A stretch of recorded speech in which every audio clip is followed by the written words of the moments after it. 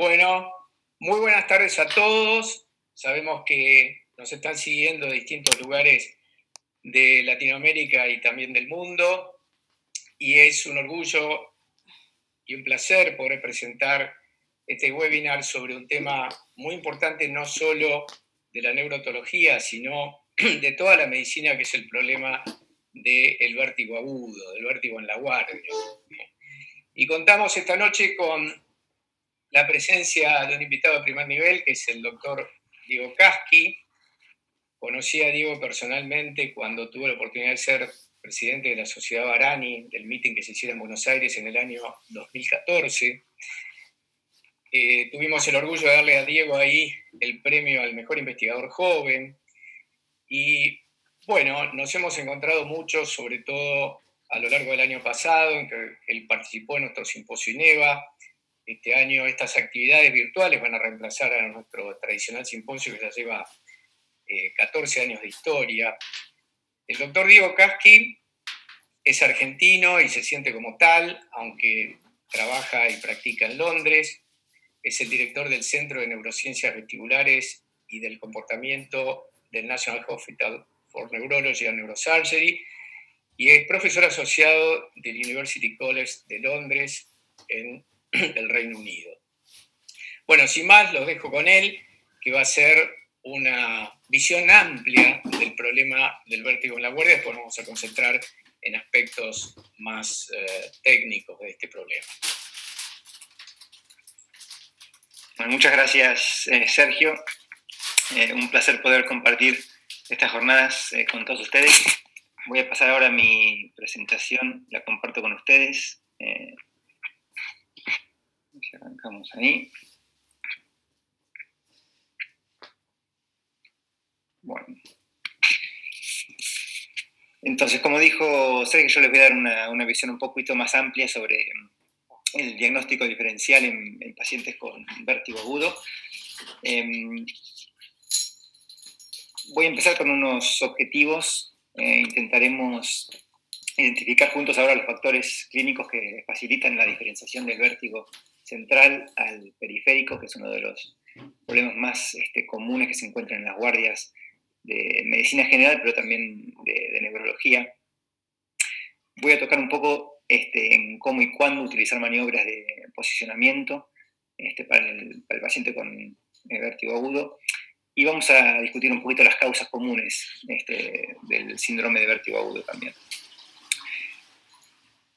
Vale destacar ahora que son acá en Londres las 10 de la noche, así que si me paso a un Spanglish en algunos momentos, pido que me disculpen.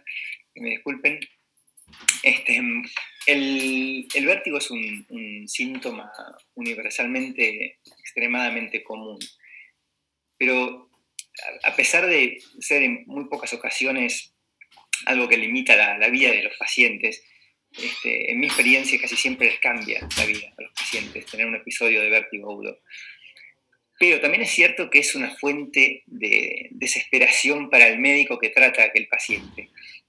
En mi experiencia acá en el Reino Unido es muy común ver a un médico de urgencias agarrar una ficha y cuando dice en la ficha paciente con vértigo, suelen dejar la ficha, salir corriendo y esperar que otro de los médicos levante esa ficha. Así que es un tema creo que muy importante, el vértigo agudo, que está rodeado de mitos, y voy a intentar deshacer algunos de esos mitos en los próximos 25 o 30 minutos.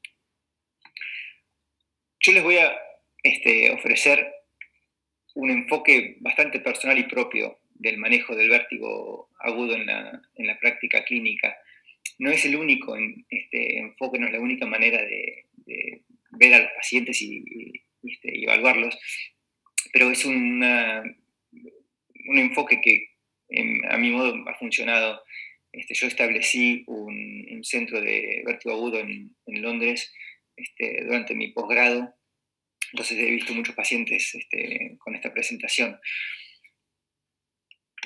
Una de las cosas que nos enseñan en la medicina y sobre todo en la neurología es la importancia de la historia clínica.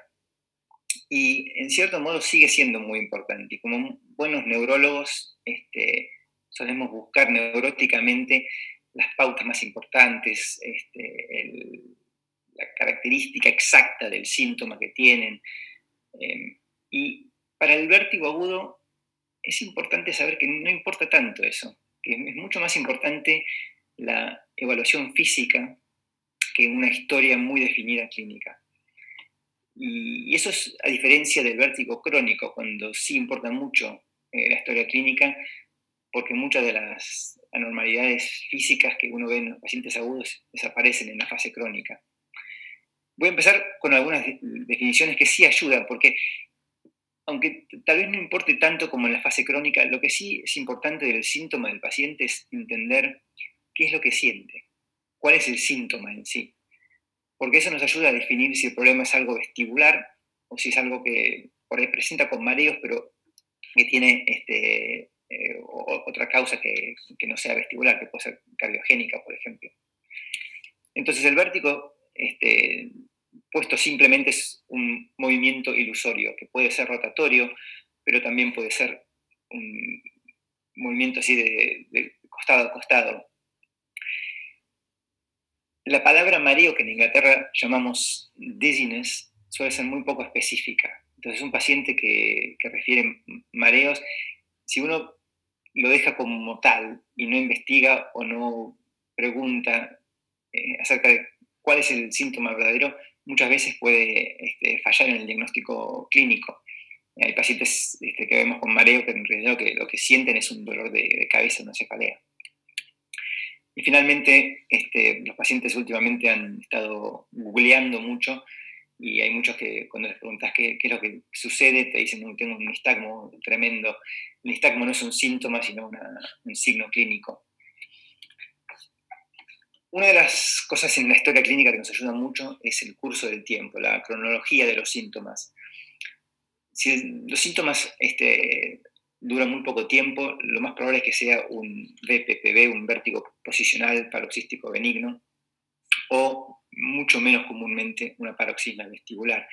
Si es de minutos a horas, puede ser una migraña vestibular o un ACV o incluso un síndrome de Meniere, y si son muchos días de duración de los síntomas, es más probable que sea una migraña vestibular o una neuritis vestibular. Entonces el curso del tiempo nos ayuda mucho a empezar a focalizar un poco el diagnóstico diferencial en los pacientes. No voy a tratar mucho hoy sobre el vértigo persistente porque no cabe dentro de una charla de vértigo agudo, pero sí voy a mencionar un poco el 3PD, que es un diagnóstico, un término relativamente reciente, porque sí tiene algo de importancia en pacientes con vértigo agudo.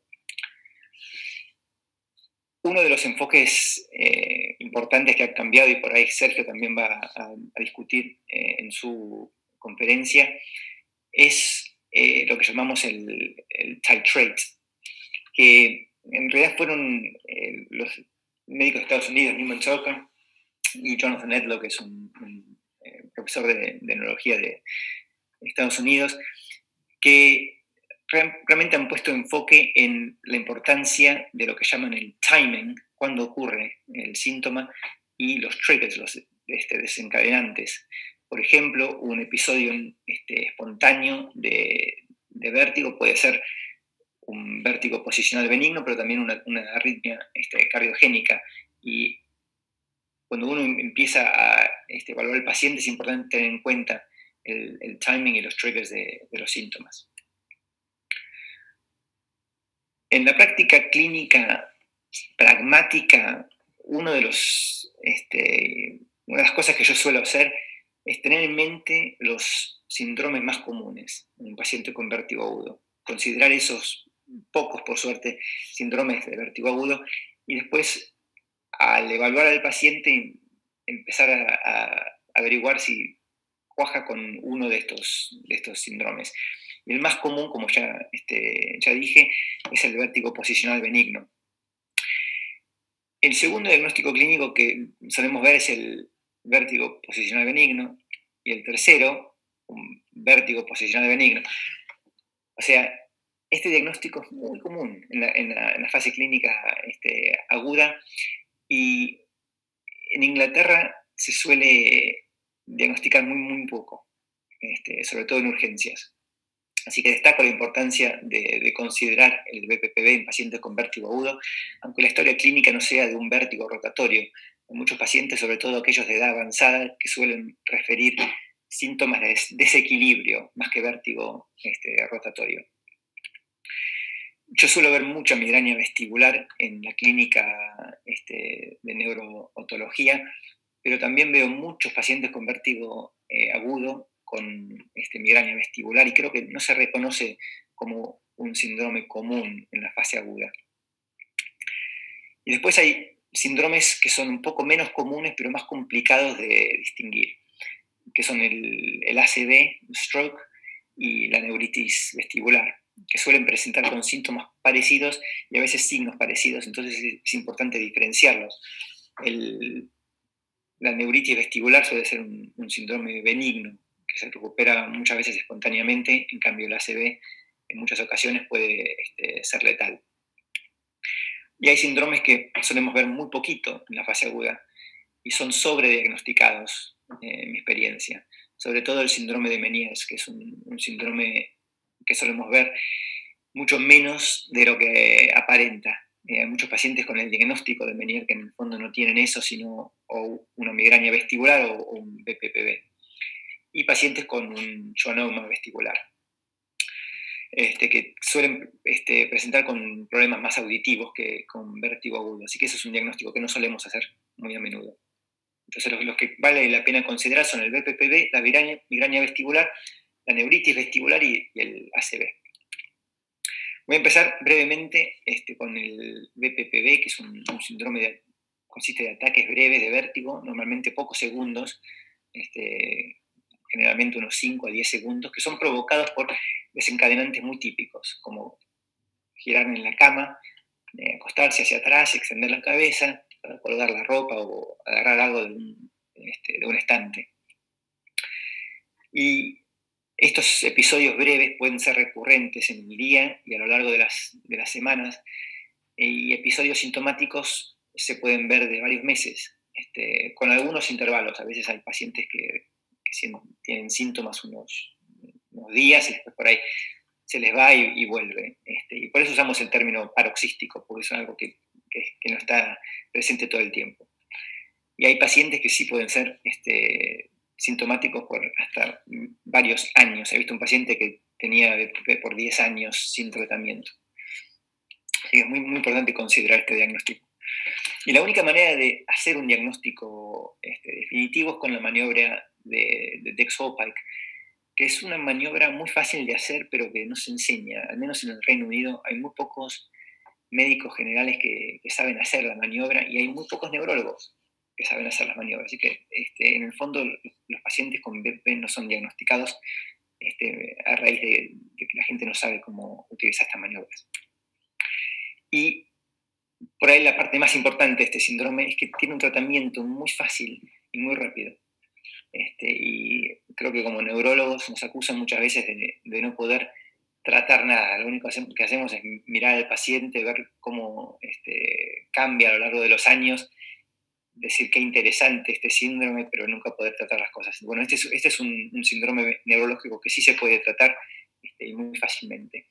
Yo suelo usar la maniobra de Semont más que la de Esprit, son equivalentes en cuanto a la eficacia, pero la maniobra de Semont es un poquito más fácil de hacer en la clínica nuestra, que suele tener espacios muy pequeños. La camilla suele estar sobre la pared, entonces se dificulta un poco hacer un tratamiento de Esprit. Para hacer el tratamiento Semont, uno empieza con un Hallpike adaptado un poco, llamamos el Hallpike de costado. Situamos al paciente de esta forma, se le agarra la cabeza, se le explica que vamos a hacer un movimiento hacia el costado, vamos a acostar al paciente sobre el hombro, y que esta maniobra puede desencadenar los síntomas de vértigo. Le pedimos que mantenga los ojos abiertos, muy pocas veces lo hacen, así que uno suele tener que abrir los ojos con los dedos propios. Les voy a mostrar la primera parte de la maniobra, que es un Hallpike, que es la parte que se utiliza para hacer el diagnóstico de BPPV. Entonces se gira la cabeza en esa dirección y se la acuesta al paciente. se pide que el paciente que mire los ojos a un punto fijo. Si uno ve signos de BPPV, le pedimos al paciente que te agarre del hombro y vamos a hacer un movimiento en la dirección opuesta. Es importante que esté todo libre de objetos, que no hayan estantes con libros como para que se rompa la cabeza al paciente, porque si no, uno tiene que llamar al neurocirujano. Y se hace un movimiento bastante veloz de la cabeza y el cuerpo entero. Y la parte más importante de esta maniobra es mantener la cabeza en esta misma posición, o sea, que la cabeza no se gire. Entonces hacemos un movimiento de este tipo y se lo mueve el paciente. Entonces el primer movimiento es el movimiento para hacer el diagnóstico.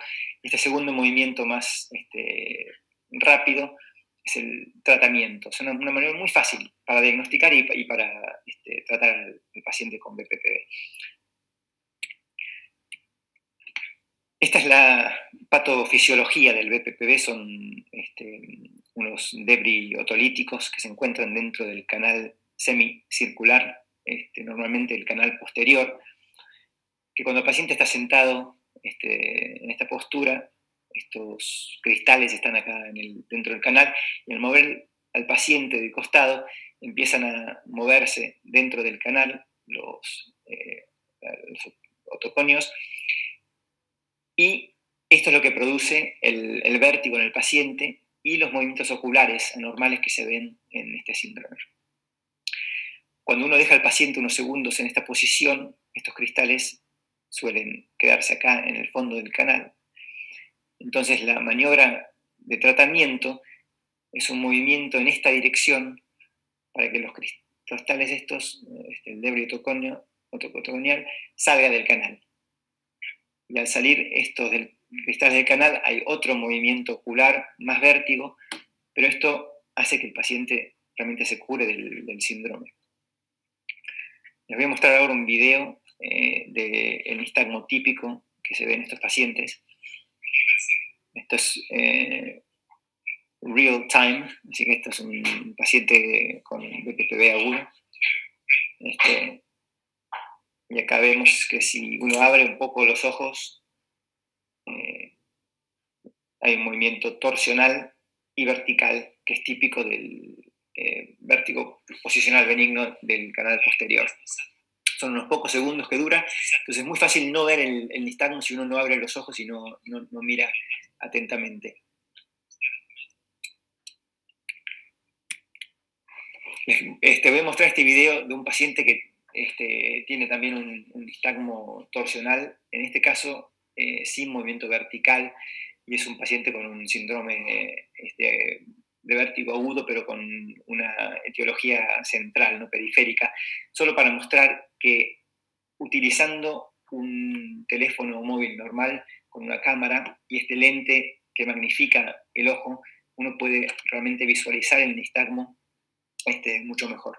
Entonces acá vemos un nistagmo torsional en la retina, que es mucho más fácil de visualizar que sin esta magnificación.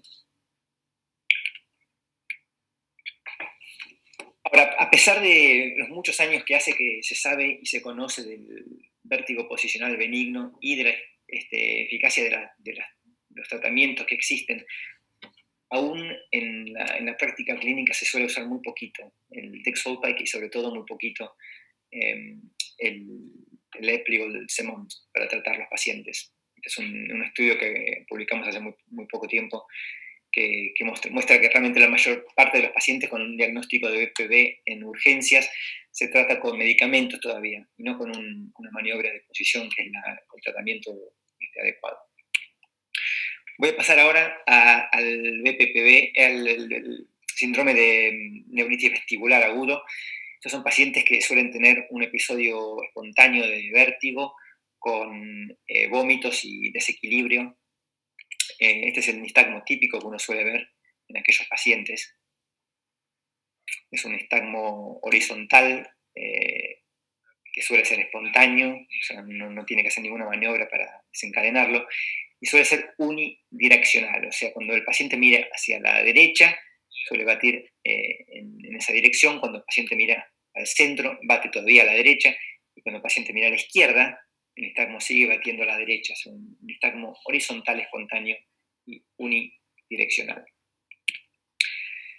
Para hacer un diagnóstico de una neuritis vestibular se utiliza mucho la maniobra del Head Impulse Test, que algunos gente llama el test cefálico de impulso. El Head Impulse Test en una paciente normal, lo que ocurre es, uno le pide al paciente que mire un punto fijo. Yo tengo un lunar en el medio de la cabeza que suele ser mi punto de fijación. Nací para ser neurobotólogo. Uno pide que mire ese punto de referencia, agarra la cabeza del paciente y hace movimientos rápidos, pero de amplitud baja, a la derecha y a la izquierda. Y lo que debería ocurrir si existe un nervio vestibular que funcione es que los ojos se mantienen en esa misma posición. O sea que no hay ninguna desviación de la mirada. Acá vemos un ejemplo de un Head Impulse Test normal. Y da un poco de miedo cuando es normal, cuando uno más lo hace. Esa fijación en el punto. En cambio, en un paciente que tiene una neuritis vestibular, lo que ocurre es un movimiento cefálico de la cabeza en dirección, un movimiento ocular en dirección del movimiento cefálico. Voy a mostrar este ejemplo. Este paciente, cuando se le gira la cabeza hacia la izquierda, uno ve que los ojos van con la cabeza y la paciente tiene que hacer una pequeña refijación sacádica al punto central. Este es un test anormal hacia la izquierda. El paciente tiene una neuritis vestibular izquierda. El tratamiento de la neuritis vestibular suele ser relativamente simple en el mayor caso de los pacientes. Se les puede dar antieméticos si hay náusea y vómitos, pero no mucho más de 2 o 3 días. Y sí, lo importante es fomentar la actividad física. Y yo creo que sobre todo lo que importa en casos de neuritis vestibular, pero también esto se puede aplicar a cualquier paciente con un vértigo agudo, es la explicación, es que el paciente entienda lo que le ocurre. Yo creo que hay pocas cosas que dan más miedo que un episodio de vértigo agudo. Y el paciente que sufre un episodio de este tipo suele decir que le cambia la vida porque realmente siente que no tiene control sobre su propio cuerpo, y es algo que genera muchísima ansiedad en el cuadro agudo. Y es importante entender que el paciente puede sufrir de esa ansiedad a raíz de los síntomas vestibulares.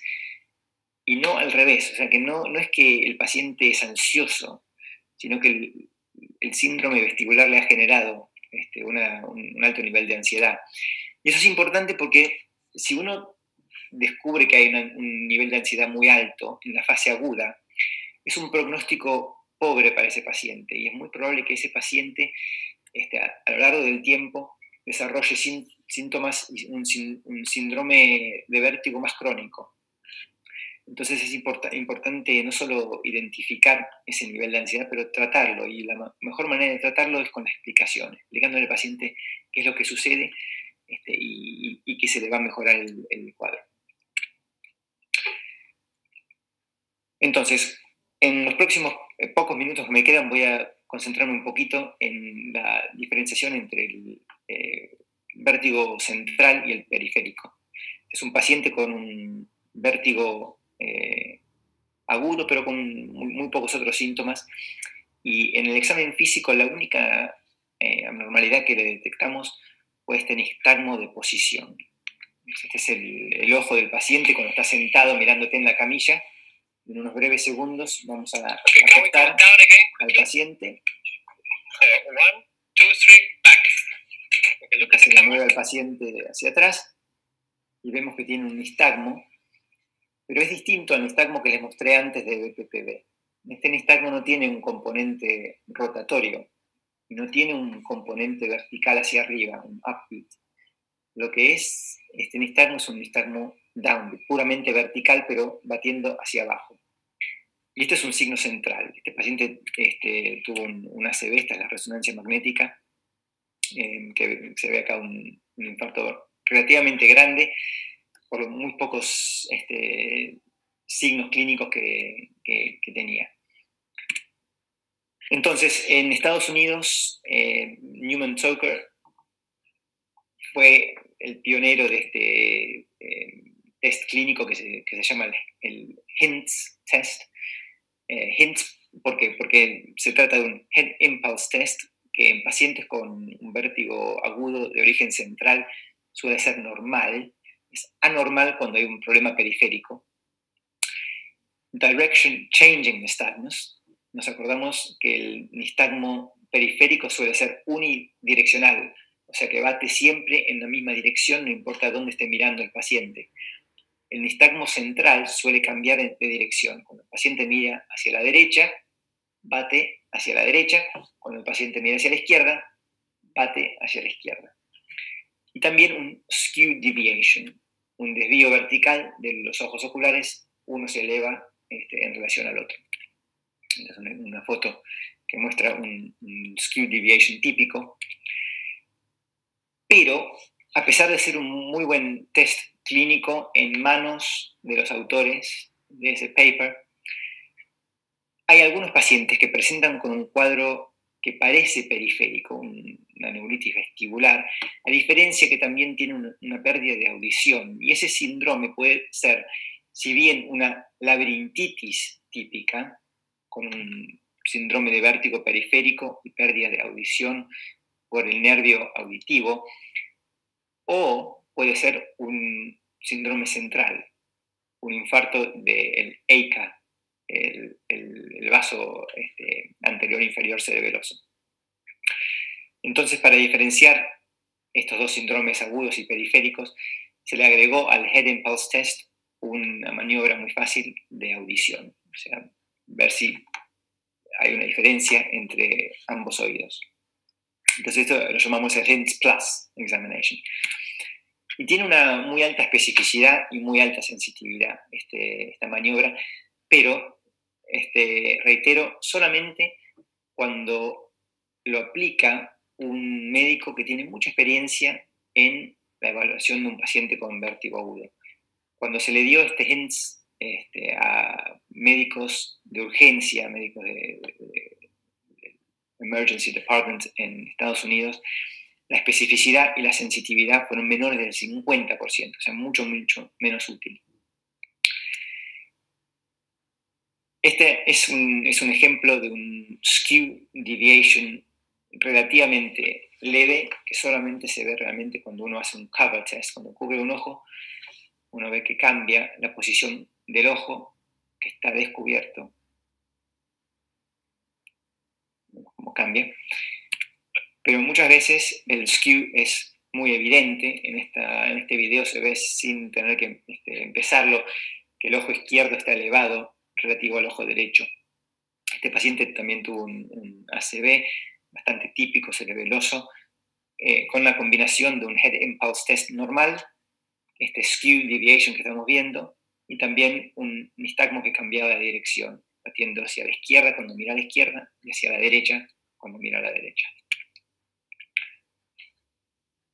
Creo que Sergio va a tocar este tema en detalle, así que no me voy a focalizar demasiado en esto, pero creo que tanto él como yo creemos que el Head Impulse Test es un signo importante para el paciente con vértigo agudo, pero creo que el HINTS Test deja mucho que desear para mucha gente que trabaja en urgencias o hace guardias de neurología, que no está entrenado como para realmente analizar los movimientos oculares. Y creo que hace falta algo distinto para la evaluación del paciente con vértigo agudo. Nosotros en el Reino Unido solemos usar una serie de criterios mucho más simples.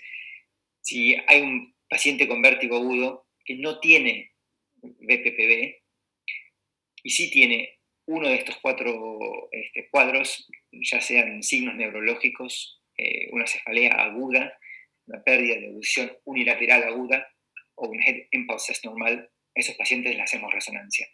En algunos casos, los radiólogos nos piden que le hagamos una tomografía para empezar, pero si realmente tenemos un nivel de suspición muy alta de que el paciente tiene un cuadro de vértigo central, si la tomografía es normal, progresamos y hacemos una resonancia.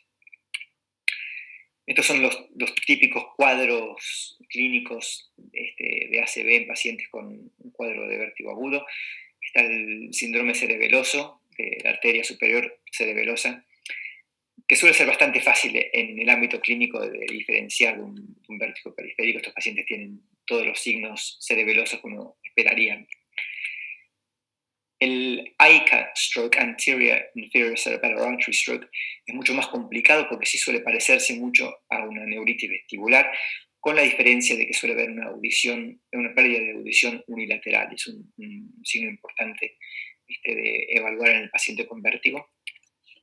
Y el Pica Syndrome también suele ser bastante fácil de identificar porque hay muchos núcleos en esa zona donde está el núcleo vestibular. Entonces estos pacientes suelen tener muchísimos signos y síntomas neurológicos. Así que el más complicado realmente de identificar suele ser este síndrome de audio vestibular agudo. Les voy a mostrar un par de videos más y le voy a pasar la pantalla a Sergio. Quería mostrarles este video solo para reiterar la importancia de hacer una maniobra de posición en pacientes con vértigo agudo, no solamente en aquellos que refieren un vértigo rotatorio de BPPV. Este es otro paciente con un nistagmo posicional vertical downbeat, sin componente rotatorio. Esto no es BPPV, esto tiene que ser central. Aquí otro paciente, creo que no va a funcionar el video. Este paciente también tenía un nistagmo posicional que batía horizontalmente, sin componente torsional, pero que cambia de dirección sin que el paciente cambie su posición cefálico. Entonces, en una Texhole Pike hacia la izquierda, empezó batiendo hacia la izquierda y a los pocos segundos cambió de dirección espontáneamente. Eso también tiene que ser central, eso no hay forma de que sea un síndrome, un nistagmo periférico. Quiero mencionar la migraña vestibular porque me parece que es un síndrome muy importante en la fase aguda y que lamentablemente no suele diagnosticarse en aquellos pacientes en urgencia, sino mucho más tarde, muchas veces a los varios meses de tener síntomas, y esto también suele empeorar el pronóstico de estos pacientes. Pacientes con migraña vestibular suelen tener antecedentes migrañosos o antecedentes familiares de migraña. Suelen referir vértigo, no siempre rotatorio, muchas veces esa sensación de estar balanceándose en un barco que está lentamente moviéndose.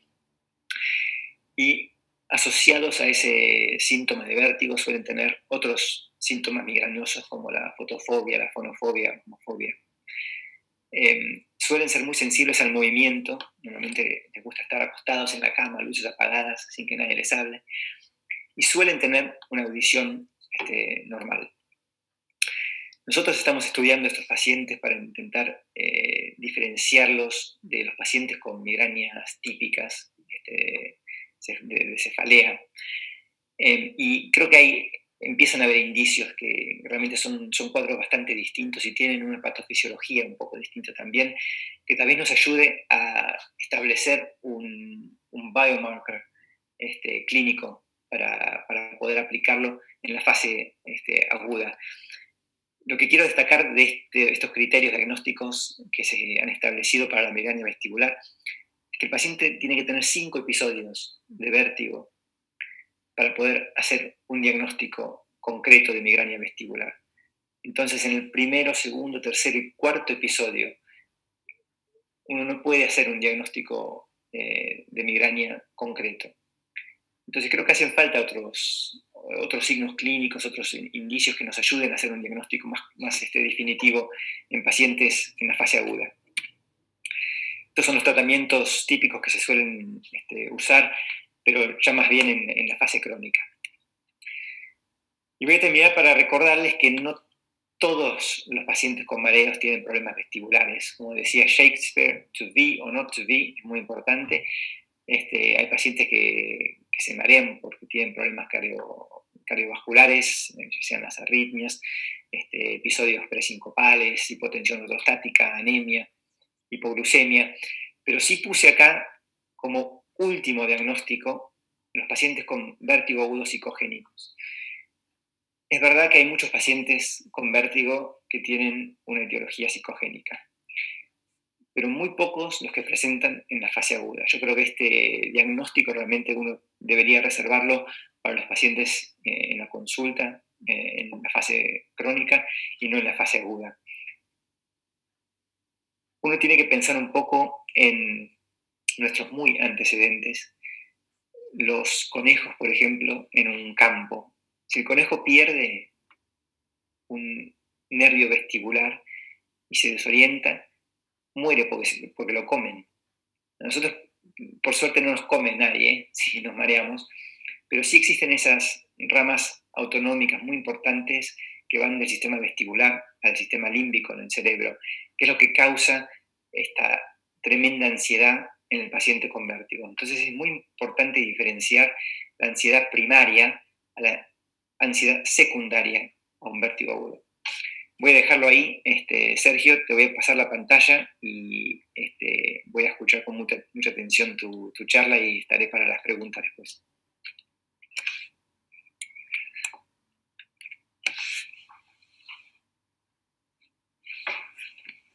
Bueno, muchas gracias, Diego, por este enfoque tan práctico, tan alentador de este problema tan frecuente. A ver, no estoy pudiendo iniciar la pantalla porque tendría que dejar de compartir la tuya. A ver ahí. ¿No? Me parece que ahí estamos. Bueno, yo sí me voy a concentrar en aspectos un poquito más específicos y que tiene que ver con utilizar signos más simples que el HINS para tratar de hacer este diagnóstico diferencial.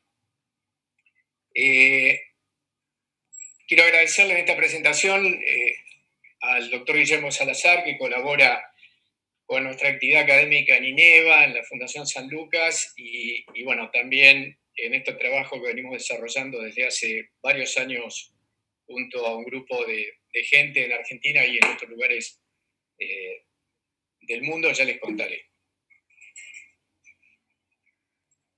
Bueno, yo quería, antes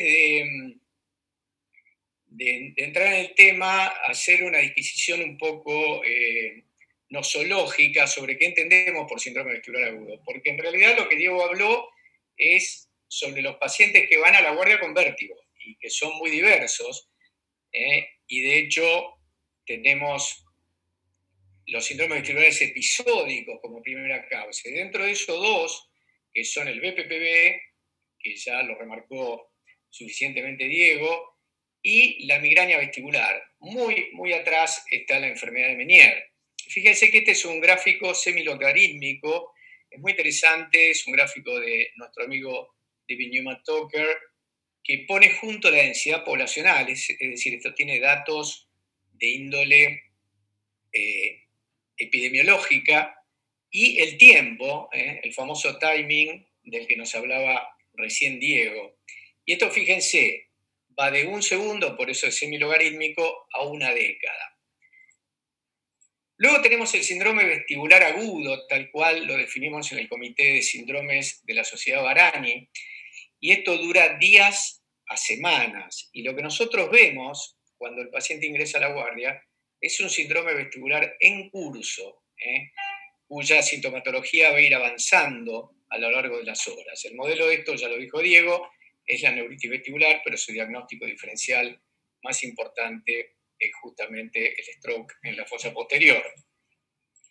Más frecuente, pero no es el tema de hoy, son los síndromes vestibulares crónicos, donde ya medimos el problema en meses o años. El paciente difícilmente va a ir a una guardia y por consiguiente no entra dentro del tema de hoy. Dentro de ello, la falla vestibular bilateral es la causa más frecuente. Y aquí tenemos en días y en frecuencia estos 3 grandes grupos de síndromes: el episódico, el vestibular agudo y el crónico. Bueno, Hace poco me invitaron a hablar al Congreso de Otorrino de Italia, en Rimini, de la Sociedad Italiana de Otorrinolaringología, y me pidieron que hablase sobre la situación del síndrome vestibular agudo en América Latina. Bueno, por suerte tenemos un público muy amplio en Latinoamérica esta noche, y yo dije lo que creo que es universal en nuestros países: la falta de instalaciones. La resonancia magnética no está frecuentemente disponible en los hospitales públicos. Algo que mencionó Diego y que parece ser universal: hay falta de capacitación de los médicos generales e incluso los neurólogos y residentes de otorrinolaringología para diagnosticar un síndrome vestibular agudo. Hay una mala interpretación del vértigo, siempre benignas, piedras desprendidas en el oído, venga el lunes que se la va a acomodar el doctor tal. Eso es muy frecuente en nuestras culturas, y yo diría que esto es diferente de lo que pasa en el Reino Unido o lo que pasa en Estados Unidos, por ejemplo, donde al revés, el médico tiene un cierto temor de equivocarse cuando ve un paciente con síndrome vestibular agudo. También tenemos una falta de protocolos, como existe claramente para los infartos cardíacos. Un médico que está de guardia no tiene ninguna duda de qué tiene que hacer con una precordialgia atípica, y un médico que está en la guardia no tiene la menor idea, en la mayoría de las veces, de qué hacer con un paciente con vértigo. De hecho, no tiene en general un protocolo. Bueno, entonces viene Hintz, hace ya casi 11 años, que demostró, como ya lo dijo Diego, ser un test altamente sensible y altamente específico, pero el tema es que se vale de pruebas oculares sutiles. En ese congreso en Italia me mostraron una encuesta que los colegas italianos hicieron para demostrar la aprensión que tienen los médicos de guardia. Esto fue hecho entre médicos internistas de guardia con respecto al tema del vértigo. Entonces le presentaron 3 pacientes. El primero es una mujer embarazada de 8 meses, con alergia al paracetamol, con un dolor abdominal. El segundo es un paciente con vértigo, pero que tiene una inestabilidad postural, fumador, con un infarto agudo de miocardio anterior como antecedente. Y el último es un paciente con traumatismo craneal, con sangrado occipital, alcohólico, en situación de calle, con saneamiento diferente y con agresión hacia el personal. ¿Y qué creen que dijeron los colegas italianos? ¿Cuál es el paciente que no querían ver? Bueno, el paciente con vértigo, aunque, como ustedes ven, las otras situaciones clínicas lucen realmente como más complicadas. Bueno, en Italia entonces tienen problemas similares: un diagnóstico erróneo de enfermedades graves, larga permanencia de pacientes que se internan pero que en realidad son benignos, inapropiadas consultas o interconsultas con expertos, y lo que ya reseñó el doctor Kasky, el uso indiscriminado de neuroimagen, sobre todo el ataque del cráneo, hasta en el 80% de los pacientes con vértigo.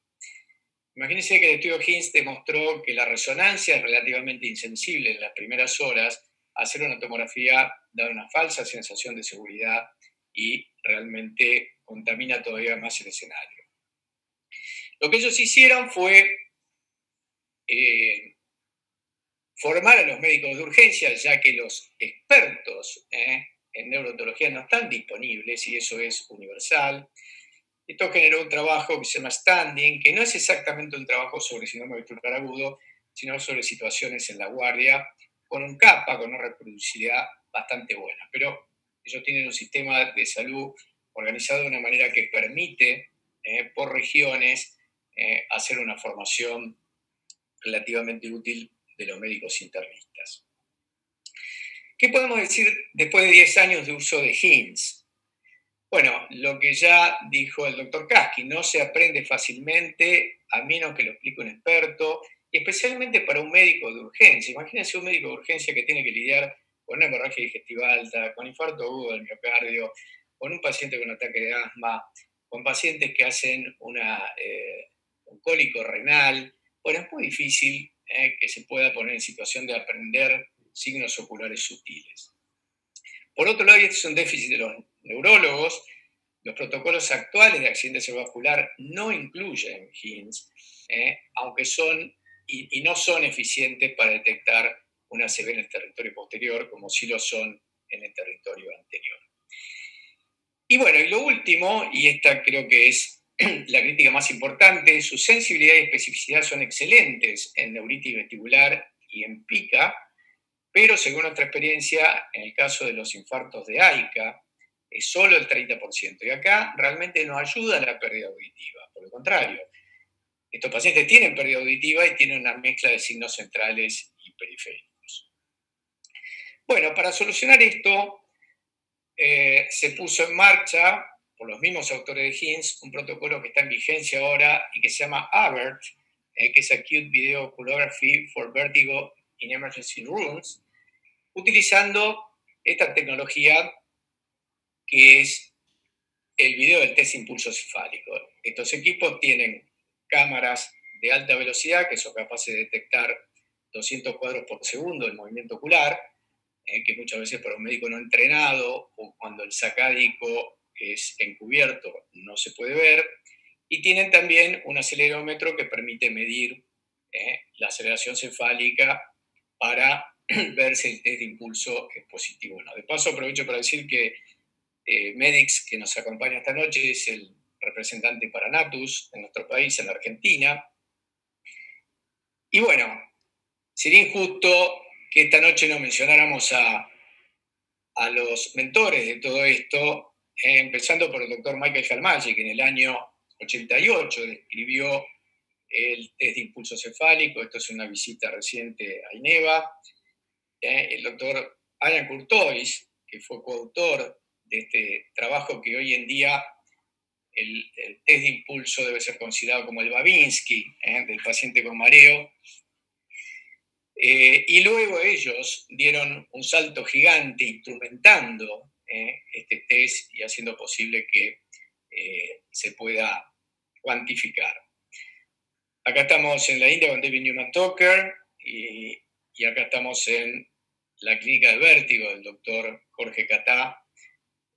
Él fue el que personalmente vio y examinó a todos los pacientes del trabajo original de HINS. Bueno, ¿en qué consiste este nuevo protocolo de instrumentación del test de impulso? Bueno, un paciente en agudo va a llegar a la guardia, como lo mostró Diego, pero no necesariamente lo tiene que ver un experto, sino un técnico que puede realizarle un video del test de impulso cefálico con un impulso. Si el paciente tiene sacádicos de refrigeración, como se ve acá, bueno, probablemente sea derivado a su casa o si está disponible para una consulta a una clínica vestibular. Si esto no ocurre, es decir, si el paciente tiene test de impulso negativo instrumentado, va a ser referido directamente a la guardia del hospital. Bueno, esto implica contar primero con estos aparatitos que, a pesar de que aquí se llaman el electrocardiograma de los ojos, son muy caros, por lo menos para los estándares de la economía latinoamericana. Y segundo, bueno, contar con un sistema eficiente de telemedicina que haga que la interpretación de estos resultados sea inmediata y sea eficaz. Acá tengo que agregar que tenemos que contar que estos pacientes son pacientes que están muy enfermos, tengan una neuritis vestibular o tengan un stroke, son pacientes que están muy mareados, son pacientes que muchas veces están vomitando y en los que no es nada fácil ponerles un equipo y calibrarlo y lograr un estudio aceptable. ¿En qué estado está este protocolo? Bueno, fíjense, esto es de ayer, para que vean que es muy actual la información que les estoy brindando. Le pregunté a Jorge Cata cómo estábamos con el protocolo AVER. Todavía no hay resultados. Él acaba de reclutar el primer grupo de pacientes en febrero del 2020 y el último seguimiento a 6 meses se completó recientemente y probablemente tengamos datos para el año 2021. Sin embargo, fíjense, acá vamos a ver un paciente de nuestra serie con infarto de AICA. Y van a ver que este paciente tiene un nistagmus a derecha, todos lo están viendo. ¿Y acá ahora? Tiene una gran inclinación cefálica también. Pero este nistagmus no cambia de dirección. Se atenúa cuando el paciente mira hacia la izquierda, pero no cambia de dirección.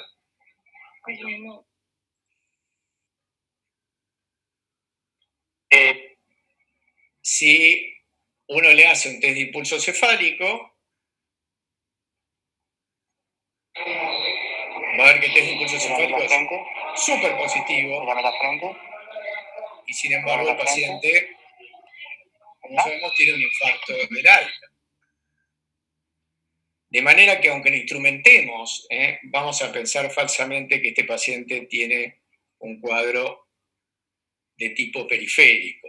Y la explicación es esta. Acá tenemos la vía vestibulocular, una vía muy simple, que empieza en el receptor vestibular periférico, va a ir a través del nervio vestibular a hacer una única sinapsis en los núcleos vestibulares para luego llegar a los núcleos oculomotores. Es fácil entender que si el paciente tiene una neuritis vestibular, esta vía va a estar interrumpida y el paciente va a tener un test de impulso cefálico positivo.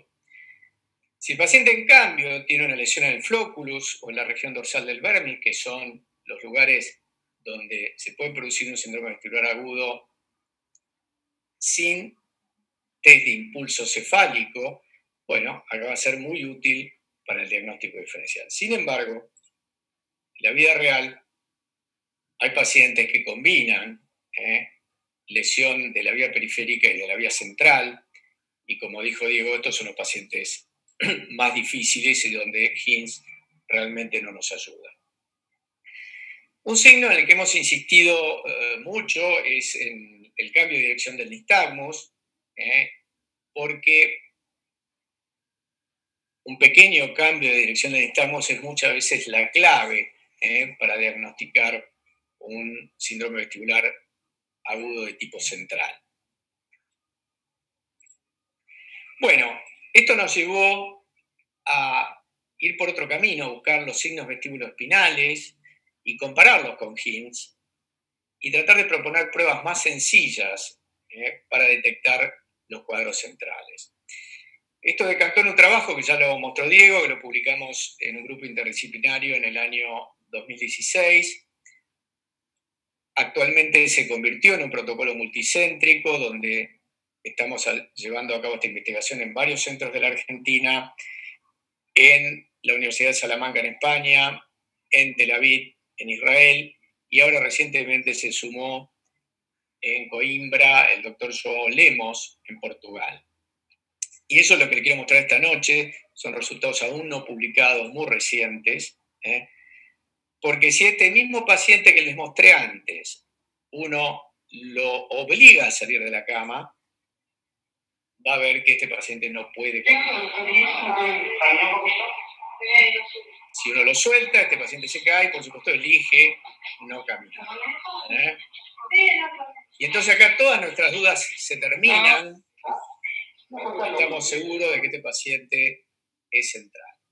Nosotros clasificamos la ataxia usando una clasificación de Baylor de hace algunos años, en ataxia grado 1, que son pacientes que están inestables pero pueden caminar sin ayuda, grado 2 necesitan ayuda y grado 3 directamente no pueden caminar, se caen desde la posición de pie. Bueno, a esto le agregamos otro signo vestibuloespinal que fue descrito hace muchos años por Babinski y que es el signo de la sinergia de Babinski. Se le pide al paciente que trate de sentarse con los brazos cruzados sobre el pecho y no lo puede lograr sin hacerle una sincinesia, es decir, un movimiento involuntario de las piernas. Les voy a mostrar un ejemplo de un paciente con infarto de la pica. Trata de sentarte. Dale, sentate, dale, vamos. Trata de sentarte, vamos. Ustedes ven que si el paciente es ayudado, finalmente puede lograr. Este test tiene el inconveniente de que si el paciente es muy obeso, tiene debilidad de los músculos abdominales, da un falso positivo. Y estamos ensayando esta otra prueba, no les puedo mostrar el video, que consiste en pedirle al paciente que cruce los brazos sobre el pecho y cierre los ojos. en general, estos pacientes obesos que no pueden hacer con eficiencia el signo de la sinergia de Babinski tienden a caerse en esta situación. Bueno, vamos a concentrarnos entonces en lo que nos pueden brindar los signos vestíbulo-espinales, sea la marcha o sea el test de la sinergia de Babinski en el síndrome vestibular agudo. Siguiendo la línea de trabajo, nosotros tomamos la ataxia de tronco como elemento central del examen físico. Estudiamos 52 pacientes prospectivamente que fueron examinados por neurotólogos y se les realizó un examen neurológico general y neurotológico. Y luego a todos una resonancia magnética de al menos 1.5 Tesla como gol estándar, y creo que tenemos algún solo paciente con lesión documentada en resonancia, en tomografía. Esta fue la muestra. Fíjense, la mitad de los pacientes tuvieron neuritis vestibular, pero la otra mitad prácticamente tuvo 33% de accidente cerebrovascular en el territorio de PICA y 15% en el territorio de AICA. Fíjense los datos demográficos de los pacientes. La edad fue significativamente diferente, ligeramente mayor para el grupo de stroke. Sin embargo, fíjense que es más menos 10,62, de manera que tuvimos pacientes de la misma edad con neuritis vestibulares y con stroke. La hipertensión fue sin el factor asociado, factor de riesgo asociado más importante, fue 3 veces mayor en el grupo de stroke, y también la diabetes, que fue un 40% mayor en este grupo. Por supuesto, si uno suma 2 factores de riesgo, tiene que pensar en el stroke como primera causa. Otros factores como la dislipemia, la obesidad y el hábito de fumar no nos dieron diferencias significativas. Bueno, y acá tenemos la sensibilidad y la especificidad en total de los distintos signos, el nistagmus de origen central, la asinergia de Babinski y los distintos grados de ataxia. Fíjense que si nos vamos a la ataxia grado 3, tomada aisladamente, tiene una sensibilidad relativamente buena, pero una especificidad muy alta. 100% de los pacientes con ataxia grado 3 tenían accidente cerebrovascular. La grado 2 también generalmente obedeció a una causa central, pero con una sensibilidad menor. Si tomamos el nistagmus aisladamente, nistagmus de origen central, es decir, que cambia de dirección, también tuvo una incidencia baja, una sensibilidad baja, pero una especificidad alta. ¿Qué pasa si uno pone juntos estos signos? Bueno, alcanza una sensibilidad del 96%.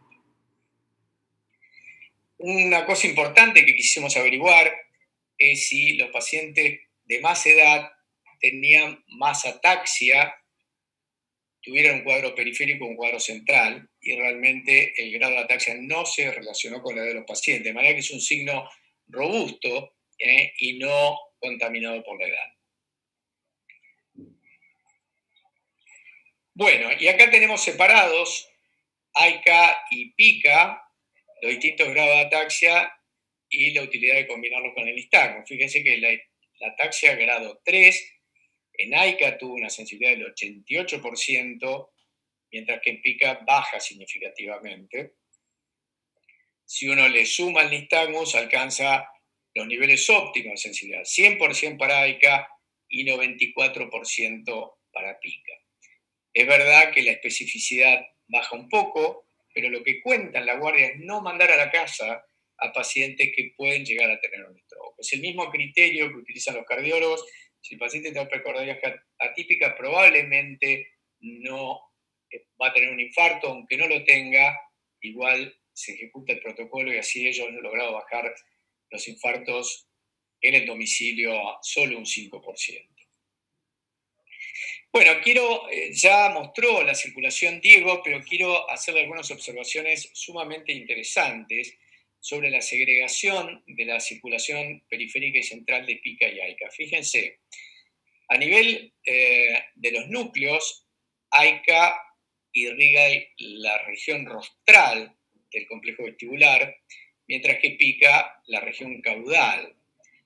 Pero a nivel central, AICA irriga la porción otolítica y el flóculus, mientras que pica las amígdalas y el nódulos. De manera que la ataxia de tronco se puede explicar por el compromiso del vermis y de los pedúnculos cerebelosos, que modulan la vía vestibular en el caso de AICA y en algunos casos de pica. De manera que la ataxia grado 3, que fue constante en todos los pacientes con AICA, se explicaría por este 8, sobre todo cuando compromete el vermis. Una última observación en relación a la circulación, y esto es una información muy relevante para los otorrinolaringólogos, y que tiene que ver con el manejo a veces negligente que se hace en nuestro medio de la sordera súbita. Recuerden que la arteria basilar va a ser la arteria de origen de la AICA, que se divide en dos ramas, la vestibular superior, que irriga el canal anterior, el canal horizontal y las máculas otolíticas, y la inferior, que va a irrigar el canal posterior y el sáculo. También de esta arteria sale la arteria coclear común, que es una arteria que tiene más reserva funcional porque tiene ramas intrapetrosas. De manera que cuando se infarta la AICA se puede infartar completamente el laberinto, cóclea y aparato vestibular. Puede haber un infarto coclear, puede haber un compromiso solo de la vestibular superior que va a imitar casi exactamente una neuritis vestibular superior, o la rama inferior dando un cuadro similar a una neuritis vestibular inferior y compromiso sacular, o puede quedar indemne el oído interno y pasar a infartarse directamente el cerebelo. Todas estas posibilidades las hemos visto en nuestra serie. Pacientes que han hecho accidentes isquémicos transitorios, con cuadros de vértigo, pacientes que han hecho infartos laberínticos, infartos cocleares y pacientes que han hecho infartos cerebelosos sin compromiso periférico. Bueno, entonces, ya finalizando, si el paciente no tiene ataxia, y esto es lo más probable, en lo que nos contó Diego, que es la causa más frecuente por la que va a la guardia un paciente con vértigo agudo, un PPPB, eso no siempre va a ser periférico. No tuvimos ningún paciente con lesión central que no tuviese algún grado de ataxia. Si la ataxia es de grado bajo, ataxia grado 1, hay muy baja probabilidad de lesión central. Solo el 7% de los pacientes tuvieron lesión central, estamos hablando de un 93% de sensibilidad. Si tenemos ataxia grado 2, estamos en una zona transicional y acá podemos valernos de la sinergia flexora, que siempre indica lesión central. Nunca tuvimos un paciente con lesión periférica. O sin la sinergia flexora, donde no se descarta la lesión central, pero de nuevo tenemos una sensibilidad muy buena, del 73%. Y si el paciente tiene ataxia grado 3, no puede caminar, eso es siempre central.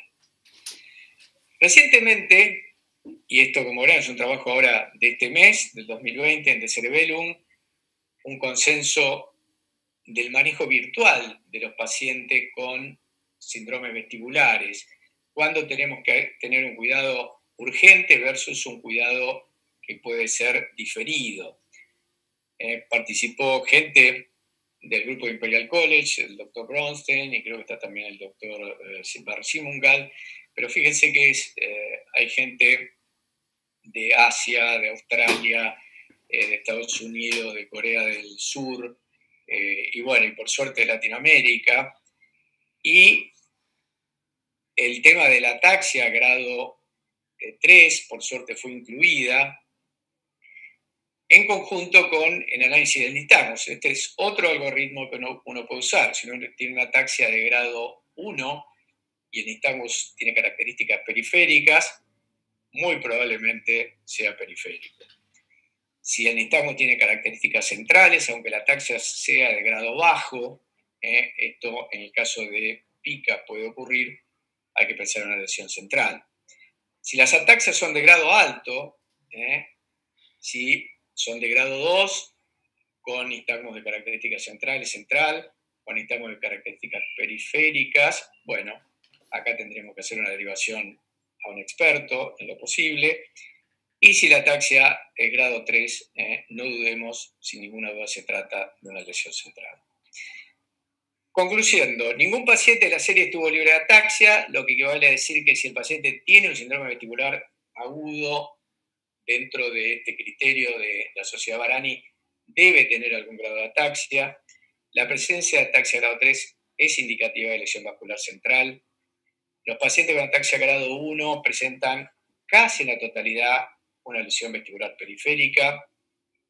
Y si tomamos juntas las ataxias de grado alto, las 2-3, tienen una sensibilidad adecuada para detectar pacientes con síndrome vestibular agudo debido a lesiones centrales. Y si bien algunos pacientes con neuritis vestibular pueden tener ataxia grado 2, estos pacientes igual tendrían que ser seleccionados por una evaluación más completa por parte del personal entrenado en patología vestibular.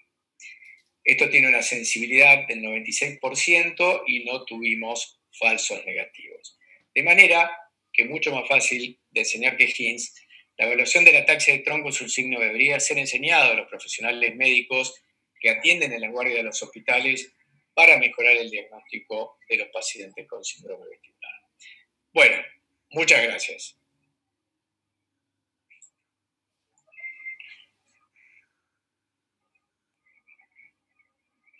Creo que la estamos esperando a Silvia. Acá estoy. Acá estoy. Acá estoy. Bueno, buenas noches a todos. Soy Silvia Mora, directora de la Fundación INEVA. Bueno, un lujo las ponencias. Hay mucha gente en el chat que les agradece a ambos por haberlos escuchado y por la actualización en los temas que están tratando y por la claridad con la que lo hicieron. Así que, bueno, felicitaciones. Hay algunas preguntas que me gustaría hacerles. Traten de ser breves. La primera dice, ¿el BPPV puede acompañarse con temblores corporales? Gracias, Sergio, gracias por la pregunta y gracias por los comentarios. No, la respuesta más breve suele ser un cuadro de vértigo aislado. No debería haber otros síntomas ni otros signos más que el nistagmo torsional y los síntomas de vértigo. Sí, es verdad que es una sensación muy fea la del vértigo. Entonces, comúnmente vemos que los pacientes reaccionan a ese síntoma. Entonces, si cierran los ojos, suelen moverse mucho, intentan pegarte, te insultan. O sea, es muy común que tengan una reacción, pero no un temblor neurológico. Suele ser un cambio a raíz del síntoma feo de vértigo. Bueno, para el doctor Kasky también preguntan si las maniobras también se pueden utilizar en la población pediátrica. Yo suelo hacer neurología adulta solamente, así que por ahí no soy el más adecuado para contestar esa pregunta, pero sí, lo que sí sé es que es muy raro ver el BPPV en chicos. Es un diagnóstico que uno hace en adultos y normalmente hay otros diagnósticos centrales en pacientes más jóvenes. Sergio. Sí, si puedo hacer un comentario, nosotros llevamos varios años haciendo un trabajo de vértigo en la edad pediátrica con la doctora Sommerfleck y tuvimos creo que sobre 246 pacientes, 6 pacientes con PPPV en esta población. Los 6 practicaban deportes de contacto, es decir, taekwondo, karate o habían tenido un antecedente traumático. Y verdaderamente los otros vértigos posicionales están más asociados a migraña o a causas centrales. En el grupo de 1 a 5 años, la cerebritis es una de las causas más importantes de vértigo en la infancia. Y bueno, hemos tenido casos de nistagmo posicional en pacientes, por ejemplo, con una lesión hemorrágica en el nódulos. De manera que si uno ve un BPPV en un chico, tiene que pensar primero en estas causas. Bueno, y la última, ¿cómo se diferencia el BPPV de una laberinititis? Son síndromes bastante distintos en realidad. el BPPV es un síndrome de posición, o sea que uno tiene que cambiar la posición de la cabeza para poder generar los síntomas y los signos. En cambio, en una laberintitis es un cuadro espontáneo, o sea, no requiere que el paciente esté moviendo la cabeza en una posición u otra, y suele tener una pérdida de audición. En una laberintitis típica se afecta no solamente el nervio vestibular, pero también el nervio auditivo. Entonces uno pierde la audición y tiene un síndrome de vértigo. En cambio, en el BPPV no hay problemas auditivos, es solamente el vértigo. Bien, bueno, para ir terminando, quiero agradecer al Laboratorio Baliarda y a Medical Device que colaboraron con nosotros para hacer posible esta conferencia, y el doctor Carmona tiene algo para contarnos para todos aquellos que quieran profundizar en estos temas que hoy se han abierto, que son muchos y que son de mucha actualidad, unos cursos y unos seminarios que estamos dictando. Doctor. Bueno, gracias a todos. Con esto vamos a terminar. Queremos contarle de nuestra pasión por enseñar y de lo que venimos haciendo hace muchos años y que ahora lo hemos desarrollado mucho en el terreno virtual. Tenemos un curso que ya va por su 6ª edición del manejo del paciente con vértigo, que es un curso dirigido justamente para el médico práctico, no necesariamente el subespecialista. El trayecto de este curso es ver los aspectos semiológicos, como hemos visto esta noche, diferenciar los diferentes síndromes, qué estudios deberían pedirse y cuáles son las mejores opciones de tratamiento. Y consta de 3 seminarios, uno de diagnóstico, otro de síndromes vestibulares y finalmente un curso básico sobre estudios y tratamiento. En el de diagnóstico incluimos el interrogatorio, que ya vimos que es muy importante, los algoritmos diagnósticos, el problema siempre presente del BPPV, migraña vestibular y enfermedad de Meniere. En el capítulo, en el seminario de síndromes vestibulares, vemos la parte de algoritmos diagnósticos, los síndromes vestibulares episódicos, los agudos y los crónicos. Y en cuanto a estudios dentro de estos cursos básicos, vemos los estudios complementarios necesarios en un paciente con patología vestibular y cómo se debe tratar básicamente el vértigo. Creo que alguno de nuestros sponsors está ofreciendo algunas becas para este curso que ha tenido un gran éxito y que nos llevó a lo que quiero presentarles esta noche como una novedad total. Hemos terminado después de mucho esfuerzo, prácticamente un año de elaboración, nuestro curso avanzado de neurotología, que sí es un curso para gente que se dedica a ver pacientes con vértigo, para neurotólogos. Y tiene objetivos muy ambiciosos que esperamos cumplir, cubrir todos los aspectos de la causa de vértigo, inestabilidad y tratamiento, ver algunas patologías que no fueron mencionadas esta noche porque son más raras, como la compresión microvascular o extrínseca del tronco, ver algunos aspectos especiales del BPPV, de la migraña, las caídas, cuando tienen un origen vestibular, y algunos aspectos especiales de la enfermedad de Meniere. Alteraciones de la marcha y un análisis exhaustivo de motilidad ocular, tratando las alteraciones de la mirada, nistagmus y la reacción de inclinación oculocefálica. Vamos a analizar exhaustivamente las vías vestibuloespinales, que como ustedes vieron hoy son una de las líneas grandes de investigación de nuestro grupo. Esto que mencionó Diego al pasar, porque no era el tema de esta noche, pero que son las vías neurovegetativas, la ansiedad y el vértigo, y el triple PD. Como les conté también, tenemos un desarrollo del manejo del vértigo en la infancia, farmacología del vértigo y rehabilitación vestibular. Yo soy el director y el docente principal de este curso, pero el tutor es el doctor Guillermo Salazar, que va a estar, para los que lo hagan, acompañándolo en los bloques interactivos a lo largo de todo el curso. También colaboró el doctor Sumemaya de Brasil, la doctora Sommerfleck del Hospital Garrahan, nuestro psicólogo, el doctor Andrés Del Lago, y nuestra rehabilitadora vestibular, la doctora Lilian Frankel.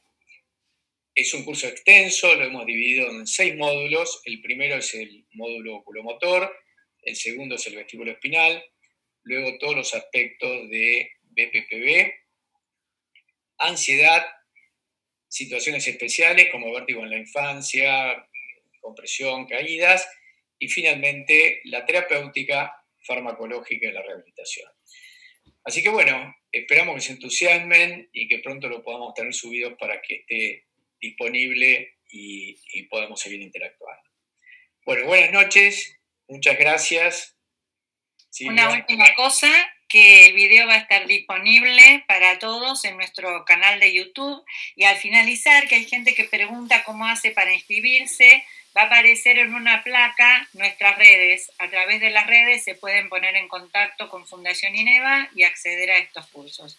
Muchas gracias, doctor Casqui, por su participación. Gracias. Doctor Carmona, como siempre, un placer. Muchas gracias. Buenas noches. Hasta luego.